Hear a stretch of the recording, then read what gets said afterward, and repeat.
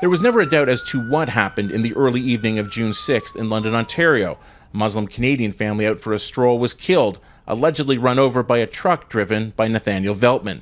As police built their case, the why was hinted at but never fully explained, even though the Muslim community had made up its mind. They all know what it was.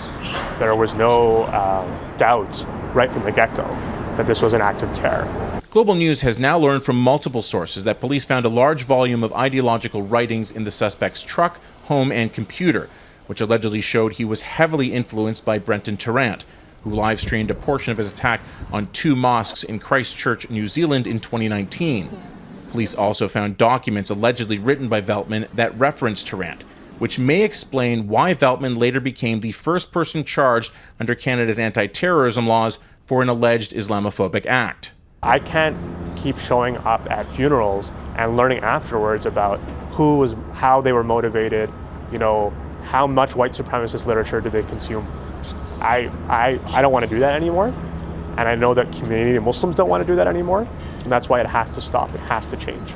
But the opposite appears to be true. A report from Canada's Integrated Terrorism Assessment Centre, acquired by Global News through the Freedom of Information Act, points to manifestos becoming far more common with extremists and are meant to resonate with like-minded individuals. Tarrant's manifesto in particular has inspired others.